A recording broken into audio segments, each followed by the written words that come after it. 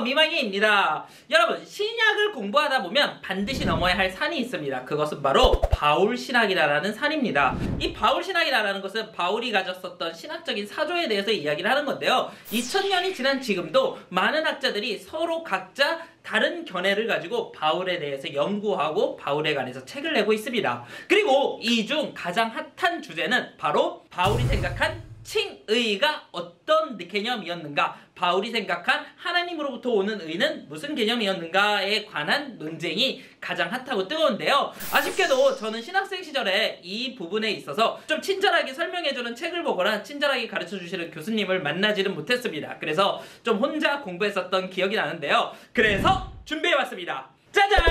예, 미망이의 시그니처죠. 얼마 전에 리뷰했었던 스펙트럼 시리즈 칭의 논쟁 편에 있었던 칭의 논쟁의 역사편을 다시 재편집을 해보았습니다. 좀 신학 초보자들 그리고 신학 입문자들 혹은 이제 막 바울이나 아니면 칭의에 관련되어서 공부하시려는 분들에게 초대교회 어거스틴, 아퀴나스, 루터 그리고 세간점 학자들이 어떻게 바울에 대해서 생각을 했는지에 대해서 좀 알기 쉽게 편집을 해보았는데요.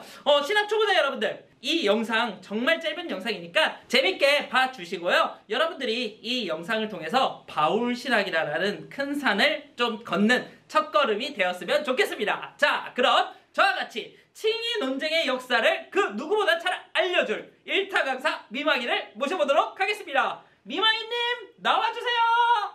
한국교회를 사랑하고 신학을 사랑하시는 여러분들 안녕하십니까? 신학 일타 강사 미망이입니다. 오늘 미망이가 여러분들 앞에 소개해드릴 신학적인 주제는 바로 칭의 논쟁입니다. 교회는 과연 하나님으로부터 오는 의로움을 어떻게 생각했을까요?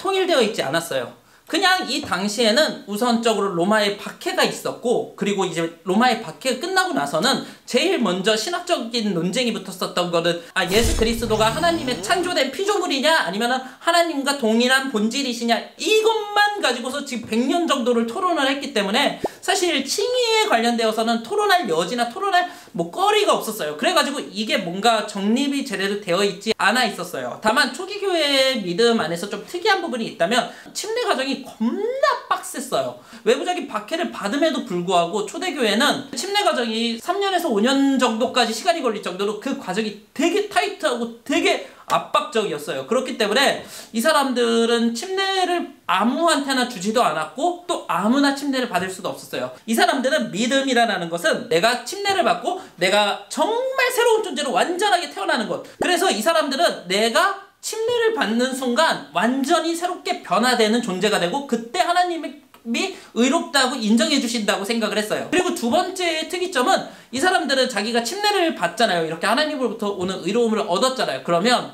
그 이후부터 죄를 지으면 진짜 배교자 취급을 했어요. 그러니까 히브리서에 너희가 예수를 그리스도를 십자가에 2번 못 박게 하겠느냐 이런 구절 있잖아요. 그런 것처럼 자기들이 딱 침례를 받는 순간 자기가 자기 의지로 죄를 짓는다, 자기가 죄에 빠진다, 그거는 진짜 예수 그리스도를 2번 죽이는 거라고 생각을 했어요. 사실 이것도 드립을 쳐야 되는 부분인데 여기 워낙 또 좀 신성한 이야기니까 그냥 드립은 칠 수가 없다라는 점 이야기 드리고요. 대신 재미있는 얘기 하나 들려드릴게요. 이게 하나의 썰이기는 해요. 완전히 인정받는 학설은 아니고 하나의 썰 정도에 가까운데, 기독교를 공인했던 콘스탄틴 황제 있잖아요. 막 기독교 박해하지 말자, 이제 우리 기독교 믿어도 된다, 여러분 기독교 믿으세요, 이렇게 열어줄 콘스탄틴 황제. 이 황제가 죽기 직전까지는 침수례를 받는 것을 거부를 했어요. 왜냐하면 자기가 침례를 받는 순간 더 이상 전쟁을 해서 사람을 죽이면 안 된다고 생각했기 때문에 이 사람은 자기가 죽는 순간까지는 침례를 안 받았어요. 그러다가 이제 자기가 병상에 누워서 이제 임종 직전쯤에 가까웠을 때 그제서야 침례를 받았다고 하더라고요. 이게 하나의 썰이긴 하지만 그만큼 이 시대 사람들에게 개종이 무엇인지, 그리고 그 개종을 통해서 하나님께 의로움을 받는다는 게 무엇인지를 이 사람들이 어떻게 생각했는지가 이 하나의 썰로 좀 우리가 좀 충분히 알 수 있을 만한 그런 개념이라고 생각을 해요.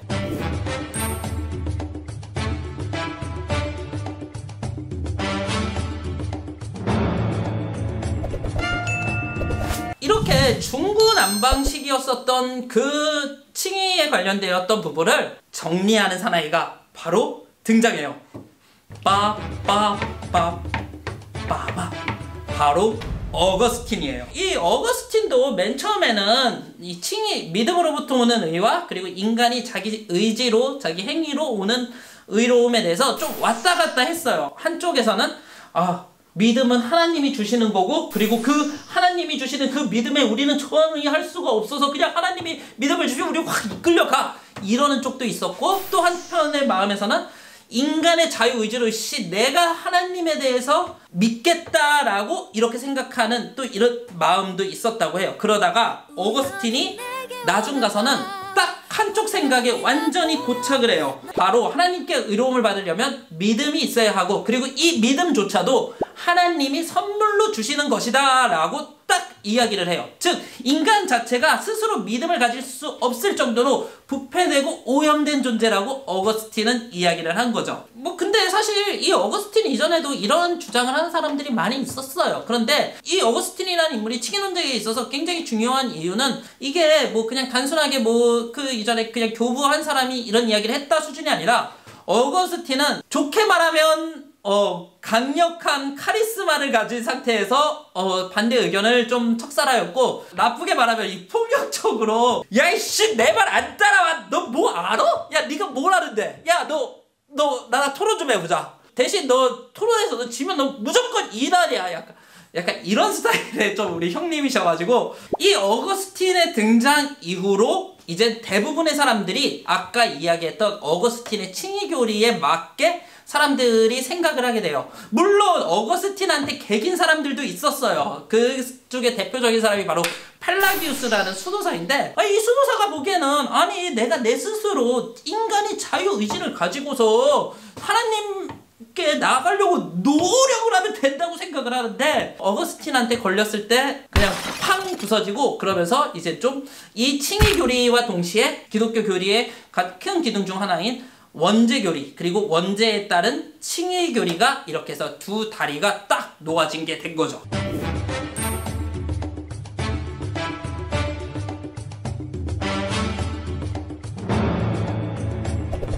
자, 그러고서 이제 중세가 와요. 그런데 어떻게 보면 어거스틴 시대까지만 보더라도 지금하고 좀 비슷했던 시대였던 것 같아요. 그냥 자기가 마니교 가고 싶으면 마니교 갔었고, 어거스틴도. 그리고 엄마는 기독교인데 엄마 말 듣기 싫어서 다른 종교 가고 싶었으면은 다른 종교 가도 엄마가 좀 꼼짝도 못하고, 그래 네 인생 네가 살아야지 그랬지만 어거스틴아, 엄마는 널 위해 기도 안 된다, 이런 수준이었다면, 중세시대에는 이야기가 달라져요.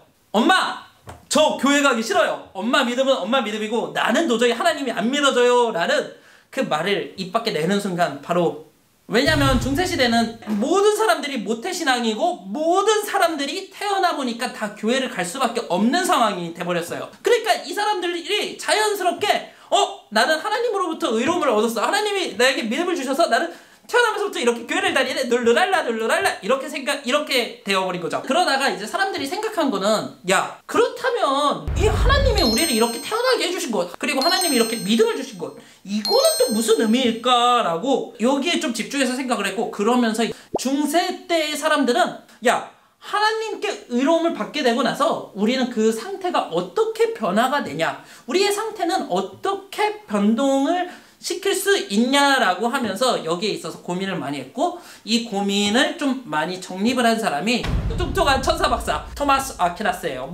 곤잘레스라는 역사학자는 아퀴나스가 살아생전에 많은 인정을 받지는 못했고 이제 사후에 인정을 받았다고는 하지만, 우선 이 부분에 대해서는 넘어갈게요. 그거하고 상관없이 아퀴나스가 주장했던 건 그거예요. 뭐냐면 하나님 은혜가 들어와, 그러면 인간에는 이제 두 가지 자유의지가 있는 거야. 첫째는 하나님을 따라가려는 자유의지, 그리고 이제 또 다른 하나는 죄를 거부하는 자유의지. 여러분 그게 그거라고 생각을 하죠. 신학자들, 특히 중세 신학자들은 이거 완전히 다른 개념이에요. 그래서 이 두 가지의 자유의지를 가지고서 죄사함의 단계까지 나가야 된다라는 게 이 아퀴나스의 주장이에요. 즉 이젠 인간에게도 어느 정도의 책임이 주어진다, 하나님께 의로움을 받으려면 인간에게 어느 정도 책임이 주어진다라는 게 이제 중세시대 때까지의 이야기인 거죠.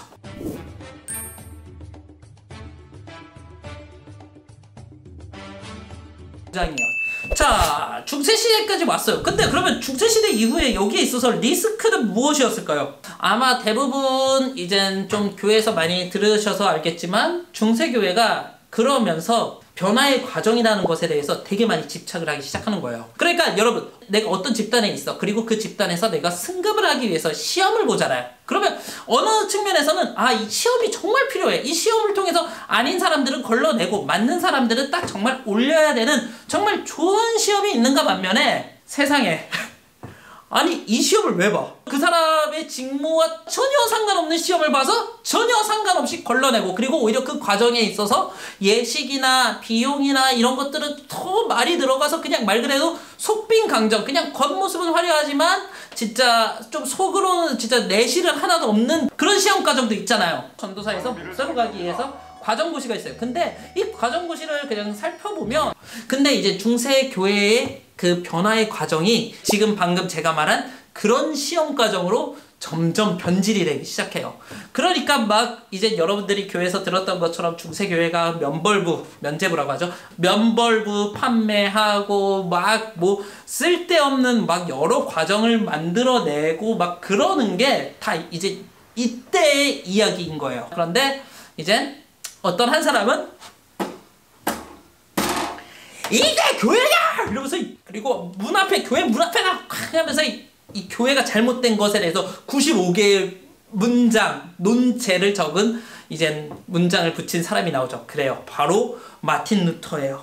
이 마틴 루터 같은 경우에는 이 교회가 자꾸 점점 허례허식 그리고 과정에만 집중을 하니까 그게 아니다. 하나님께 오는 의는 우리가 무슨 어떠한 과정을 거치고 어떠한 변화의 과정에 대해 집중하는 것이 아니라, 옛날 어거스틴이 얘기한 것처럼 순수하게 오직 하나님께로부터 오는 은혜, 하나님이 주시는 온전한 은총을 받아야만 우리가 의로움을 얻을 수 있다라고 강력하게 외치기 시작한 거죠.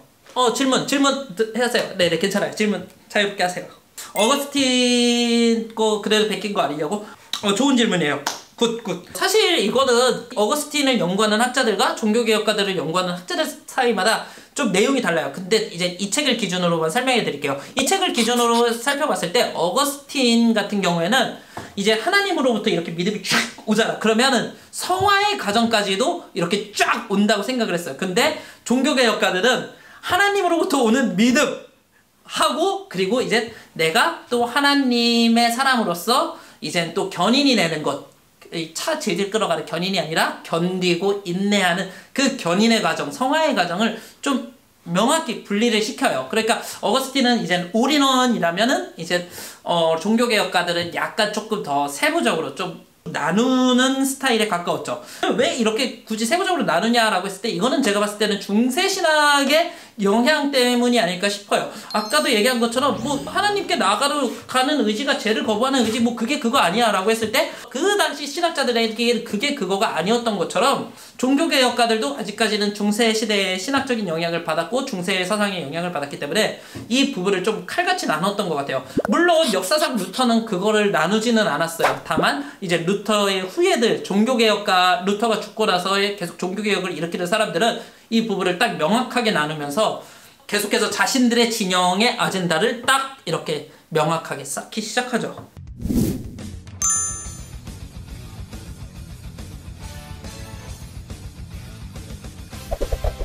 그러는 사이에 이제 카톨릭 입장에서는, 여러분 이 짤 아시죠?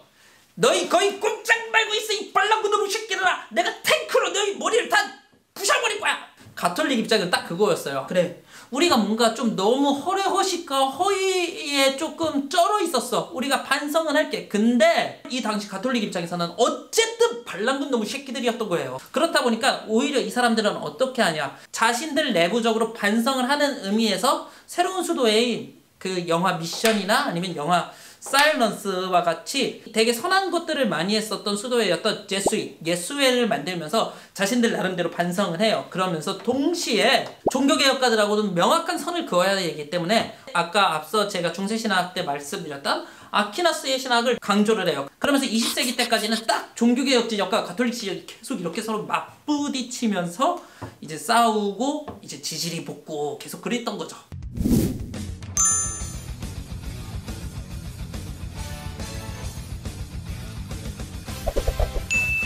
근데 이제 가톨릭 진영이야 뭐 그냥 원래 여기는 그냥 프랜차이즈처럼 딱 통일돼서 쫙 내려오는 스타일이라면 분체는 근대에 오면서 이제 종교개혁 진영 쪽에서 이제 일어나기 시작해요. 뭐냐면 이게 근대의 사람들은 이런 생각을 했어.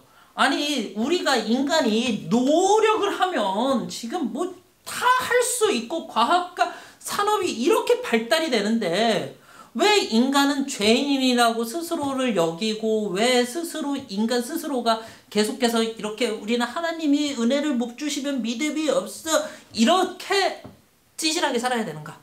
이거 아니다 라고 생각하는 사람들이 점점 늘어나기 시작해요. 물론 존 웨슬리나 조나선 에드워스나 아니면 찰스 하치 같은 그러한 신학자들은 전통 종교개혁 진영에서 사람들에게 설교를 했지만 당시 또 많은 신학자들은 하나님 중심의 신학이 아니라 인간 중심의 신학을 바라봐야 된다 라고 하면서 인간 중심으로 인간이 죄인이 아니라 인간이 하나님께 다가갈 수 있다. 인간 스스로가 하나님을 어떻게 생각하냐가 더 중요한 거다 라는 좀 이러한 의견들이 이제 막 여기저기서 일어나요. 그러니까 어떻게 보면 좀 가톨릭 진영 쪽으로 더 가거나 가톨릭 진영보다 조금 더 인간의 자유의지를 좀 더 강조하기 시작했던 거죠. 참 희한하죠. 프로테스탄트 이 종교개혁 진영에서 이제는 근대 현대에 오면서 가톨릭 진영보다 조금 더 인간의 자유의지나 인간이 가지고 있는 잠재력에 대해서 보다 더 강하게 더 어필을 하는 시대가 이제 근현대 이때의 시대의 딱 모습이에요.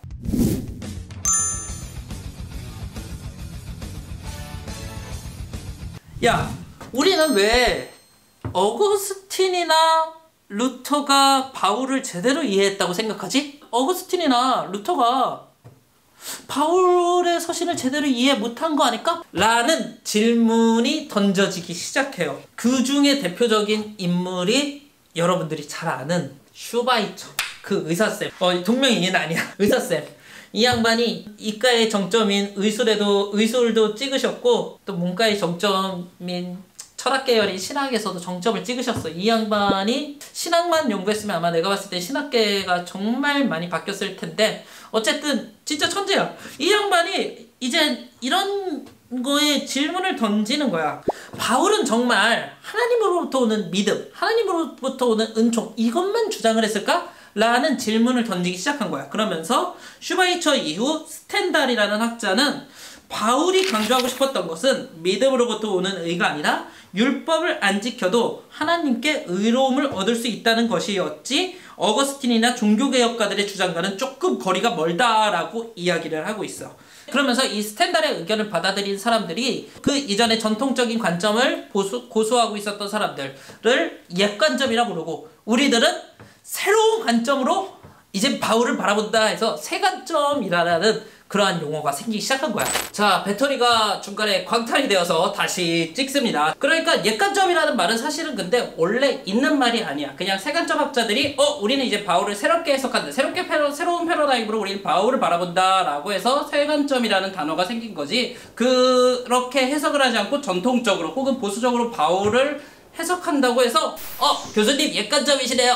목사님 옛관점 아니에요? 라고 하는 그런 거는 아니에요. 그냥 말 그대로 새관점 학자들이 만들어낸 용어야. 자, 그러면 새관점은 대체 무엇을 이야기하기 때문에 새관점이라고 하는 걸까? 한번 좀 간단하게 얘기를 해줄게. 너 평소에 유대교나 뭐 바울에 대해서 어떻게 생각했어? 유대교와 바울의 관계 너 평소에 이야기하라고 어떻게 이야기할 것 같아?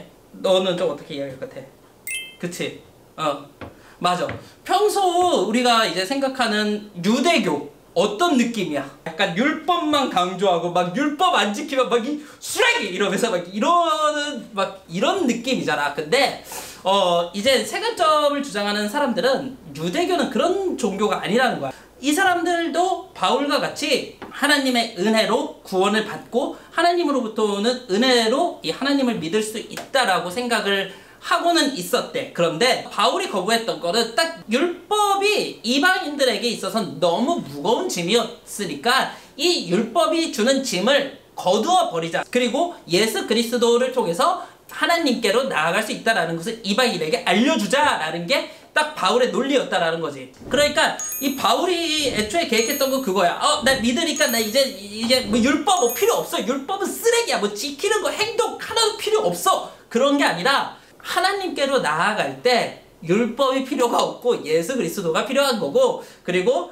각자의 삶 속에서 또 그 예수 그리스도의 제자로서의 짊어져야 될 삶의 영역들이 있다라고 이야기를 한 거였다는 거지. 그리고 바울의 입장에서는 칭의론에만 약간 좀 바울이 국한되어 있었던 것이 아니라, 사실 바울에게 있어서 칭의론은 되게 부차적인 문제, 정말 좀 후순위의 문제이고, 바울에게 있어서 가장 중요했었던 문제는 선교의 문제였기 때문에 이러한 이야기가 나왔다. 그렇기 때문에 우리가 바울을 조금 더 객관적으로 바라보자. 이게 좀 세 관점의 학자들의 이야기인 거지. 그리고 이제 전통적인 관점을 고수하는 사람들은 이 세 관점에 관해서 너희들이 루터하고 너희들이 어거스틴을 제대로 이해를 못한 거다. 루터와 어거스틴은 바울을 정확하게 이해를 한 거고, 너희들이 해석하는 바울은 되게 이상한 바울이야 라고 하면서 이제 세 관점을 받아들이지 않는 전통적인 관점을 가진 사람들은 여기에 있어서 이제 다시 재박격을 하는 거지. 그러면 왜 이런 논쟁이 나왔냐라고 했을 때는, 이 바울의 이야기도 성경을 어떻게 해석하냐에 따라서 보수적인 관점으로 바울의 이야기가 해석이 될 수도 있고, 또 원어를 어떻게 해석하냐에 따라서 세 관점으로 해석이 될 수 있기 때문에 사실 여기에는 정답이 없어. 중요한 것은, 내가 이 영상을 통해서 말하고 싶은 것은, 이 전체적인 칭의 논쟁이 단순하게 뭐 막 갑자기 뜬금없이 생겨난 논쟁이 아니라, 초대교회부터 계속해서 내가 예수님으로부터 의로움을 얻으려면 어떻게 해야 되는가 하다가 문제가 생겨. 그러면 그 문제를 극복하기 위해서 또 새로운 대안이 나와. 새로운 대안이 나왔는데 또 문제가 생겨. 또 다시 극복하려고 또 나와. 이러는 과정 가운데, 이런 전체적인 역사적인 틀 안에서 이렇게 이야기가 나온 거고, 이런 맥락 안에서 칭의 논쟁이 계속해서 이뤄졌다라는 거지. 그러니까 좀 내가 이야기하고 싶은 것은, 결국 우리도 시대의 산물이야. 그렇기 때문에 분명히 우리 시대에는 어떻게 보면 세 관점이 약간 메이저틱하고, 이제 세 관점을 거부하는 학자들이 좀 올드하다라고 생각을 할 수 있겠지만, 어느 순간 세 관점도 결국은 또 다른 사람들에 의해서 또 이제 뒤집혀지고 또 바뀔 수도 있어. 그러니까 우리가 어떠한 신학적인 항상 아젠다를 볼 때에는 내가 양보할 수 없는 영역과 양보할 수 없는 부분이라는 게 분명히 존재를 하고, 그리고 동시에 내가 그걸 지키면서도 다른 사람들의 이야기와 다른 사람들의 아젠다를 들을 수 있는 그런 유연성이 있어야 돼. 그렇기 때문에 이 역사적인 맥락을 알면 조금 더 이 유연성이 잘 길러질 것 같아서 이 영상을 만든 거고, 이 영상이 너무 길어졌어. 내 생각보다 훨씬 더 길어졌는데, 그래도 끝까지 이 영상을 봐주신 여러분들께 다시 한번 감사드리고요. 또 이런 상황 속에서 스펙트럼 시리즈 칭의 논쟁 각 학자들의 이야기를 좀 잘 대변하는 영상을 만들도록 하겠습니다. 감사합니다.